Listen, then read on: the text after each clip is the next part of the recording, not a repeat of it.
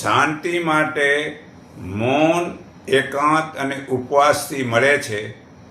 વધુને વધુ મૌન 3-4 કલાક રહો, કરી જુઓ અનુભવ, પછી તમારે ખબર પડશે. બીજું કે ઓછામાં ઓછું ભોજન લો, ઓછામાં ઓછી ઊંઘ લો અને વિવેક વૈરાગથી મનને પરમાત્મામાં પુરાવો. તે પરમાત્મા ઉપર વધુમાં વધુ શ્રદ્ધા રાખો તો ધ્યાન સારું લાગશે. સર્વને શાંતિ જોઈએ છે, પણ લોકો બહારના પદાર્થોમાં શાંતિ શોધે છે. તે વધુ ભૂલે છે.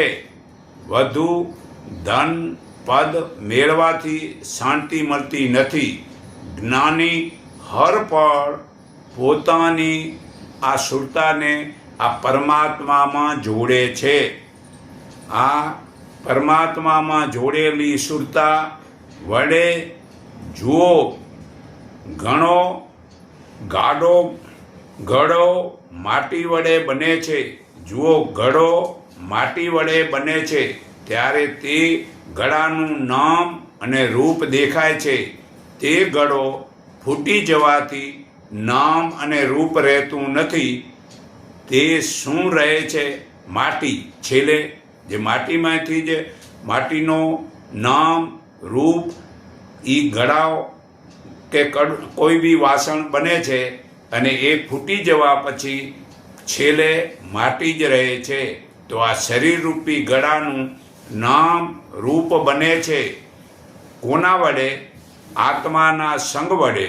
તો શરીરનું નામ અને રૂપને છોડીને આત્મા વડે પરમાત્મામાં શ્રદ્ધા રાખો અને વિવેક વૈરાગ જગાવો. ગીતામાં શ્રી કૃષ્ણ કહે છે, જે મનુષ્ય સત્વગુણ, રજોગુણ, તમોગુણથી થનારા પ્રકાશ, પ્રવૃત્તિ અને મોહને છોડી દે છે અને સાક્ષી પેઠે ઈસી રહે છે, તે 3 ગુણોને છોડી દે છે.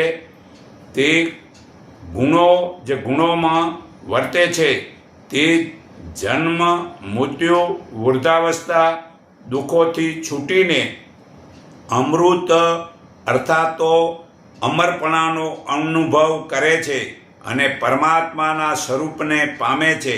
તો પરમાત્મા સાવ પાસેમાં પાસે છે અને દૂરમાં દૂર પણ છે.